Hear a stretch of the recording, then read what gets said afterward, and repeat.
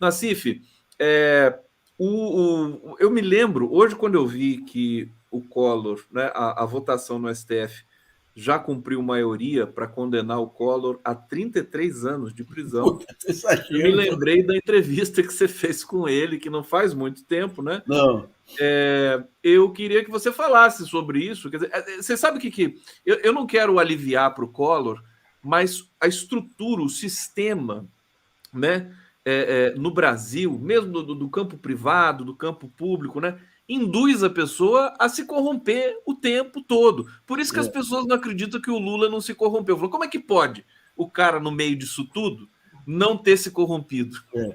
Né? Agora, o Collor, o que aconteceu lá foi o seguinte: ele tem lá as organizações lá do pai dele, que reproduz a Globo e tudo.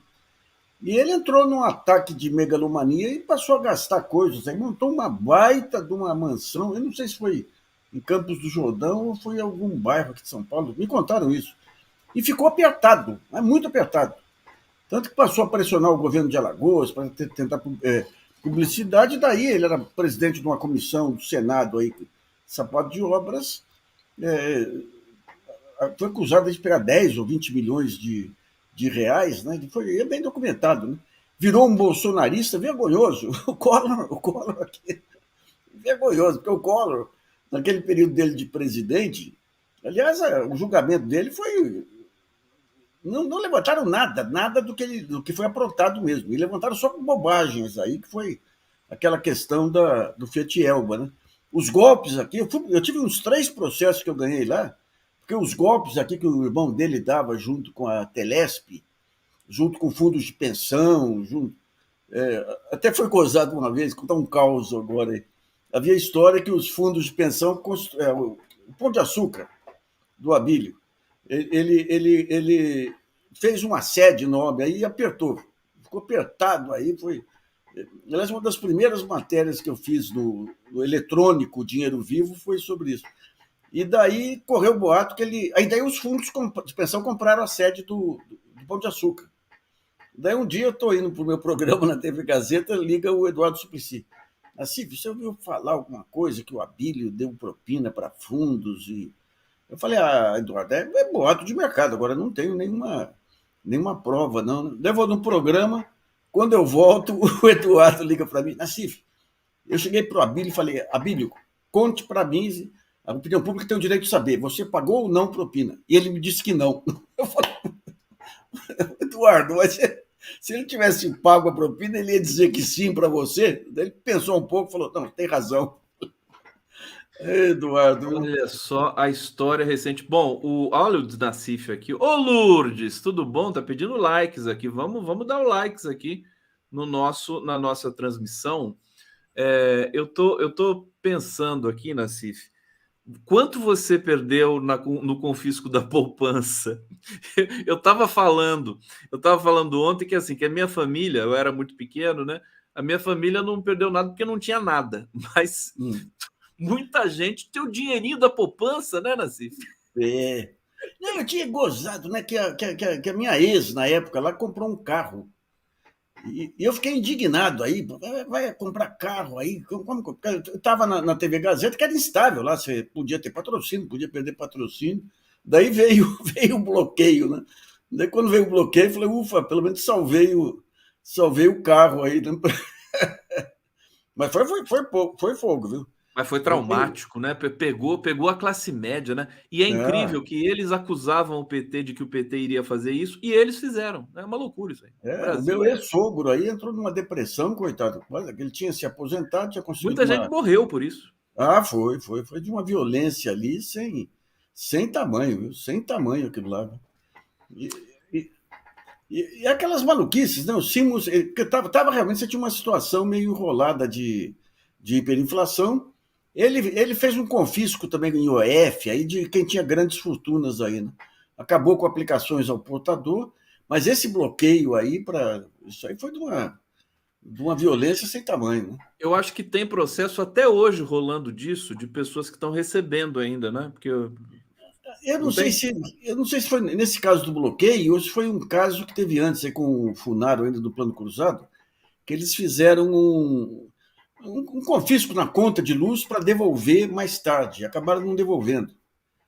Então, você teve coisas aí também.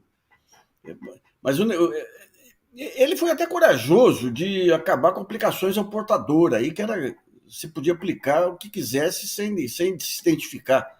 Isso era um caminho para lavagem de dinheiro fantástico. Né? Mas agora, ele fez algo interessante. Até nessa entrevista com ele, eu explorei. Foi uma boa entrevista, de bom nível dele. A Câmara Setorial da Indústria Automobilística, que foi um grande avanço que teve, lançamento de programas de qualidade, né? Mas ele, nessa fase final agora aí, Deus me livre. Ele se bolsonarizou totalmente, aí degradou, chutou o balde, né? Chutou o balde, né? Chutou o balde. Nacife, deixa eu trazer o Carlos Dias aqui. O pessoal tá todo carinhoso com a gente hoje aqui. Nacife, mestre, conde, discípulo brilhante. Oh, mas que honra isso aqui. Assalariado quântico. Depois de 3 décadas, vou me sentir vingado. Quer dizer, tem muita gente celebrando a possível prisão do Collor. O né? Dia... Eu fui em Brasília para acompanhar o plano. Quando eu volto no avião, tinha era um banco do Ceará. Trabalhava muito com municípios aqui, né? Eu conhecia o filho do dono lá. E eu falei, e daí?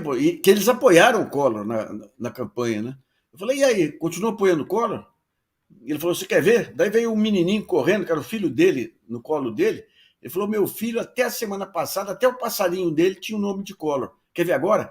Filho, quem é o Collor? E o menininho falava, filho da puta, filho da puta. Ô, Nassif, e tem aquela história da sua filha, da Mariana, né? Que foi novinha para Brasília e não reconheceu o Collor. Como é que é essa história? Não, reconheceu. Eu tinha feito... Teve uma festa aí de 15 anos de formatura do ginásio, uma coisa assim. E eu reencontrei um amigo que morava em Brasília.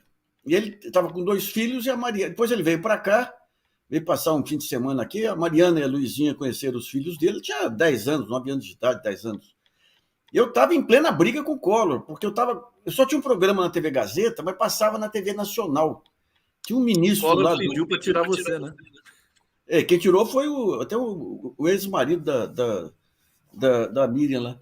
Mas E ele detestava quando eu vinha com previsão ruim, sabe?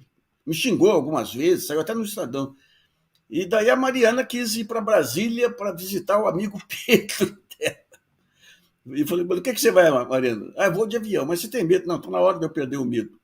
Eu falei, então vai com a tia Clélia lá, que a tia Clélia... Não, quero ir sozinha para perder o medo. E daí fica na casa desse meu amigo e eles vão lá no Yacht Club. E o Yacht Club, o Collor estava naquela fase de chamar a criançada para subir a rampa. E chama a criançada do Yacht Club. Né? Daí saem do ônibus, a primeira criança que ele bate o olho é a Mariana. Vem cá você aqui. Eu sempre brinco que as tias, todas corujas, falando porque era mais bonita. E a Mariana falou, não, porque foi a primeira a sair. Daí chega para a Mariana, a Mariana já tinha rude franqueza, né? Fala, qual é o seu nome? Mariana. Mas de que família que você é? Não, não sou daqui, não. Eu sou de São Paulo. Ah, então você veio de São Paulo aqui só para me conhecer? Eu não. Eu vim visitar meu amigo João, aproveitei e vim para cá. Daí ele passou o resto do dia com a Mariana, tentando cativar a Mariana. Ele tentou conquistar a Mariana, né? Foram tomar café juntos. Quem que estava lá, Mariana? Eu, ele e aquela perua da primeira-dama. Mariana, respeito com a primeira-dama.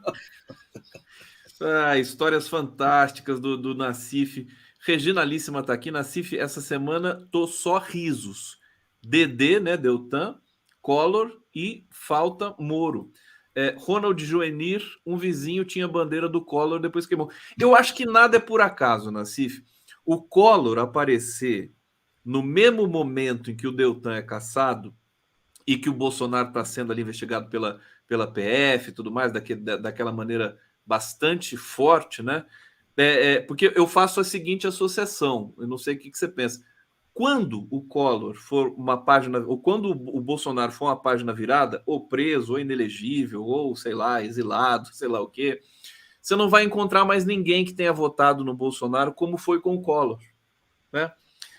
Eu acho que vai ser assim. O que você pensa sobre isso? O Collor tinha uma característica diferente do Bolsonaro, né? Ele era um arrogante. Ele pertencia àquela juventude dourada de Brasília, inclusive o pessoal que aprontava barbaridade em Brasília também. Né? O, o pai dele lá, o Arnon de Mello, ele já era. Tinha um grupo, foi sócio do Walter Moreira Salles, do Roberto Marinho, lá no Parque Lage e tudo. Então, ele tinha aquela arrogância dele matou, né? Mas era uma arrogância tão grande, a do Collor, que eu voltei para a Folha e daí vi algumas virtudes no governo dele. E falei para o Frias, falei assim, Frias, deixa eu pegar um depoimento do Collor, que estava em Miami. Estava em Miami. Daí a Folha concordou, eu fui para lá, fui recebido lá no aeroporto por um auxiliar dele que me levou depois num inferninho à noite, rapaz. Me levou no inferninho. Eu falei, mas vem cá, você me traz no inferninho, nem pergunta se eu quero, não. Não, é todo mundo que vem aqui. E daí eu peguei um depoimento. Daí eu peguei um depoimento do Collor. Nesse ínterim, o Collor ameaça sair candidato. Daí o Frias falou, Nassif, se você quiser publicar a entrevista, publica. Mas se o Collor for eleito, eu vou estar morto aqui, eu volto para puxar sua perna. Eu falei, não, aí não dá para publicar, não, porque eu achei que eu estava falando com um cadáver político, né? E ele estava querendo voltar. Né?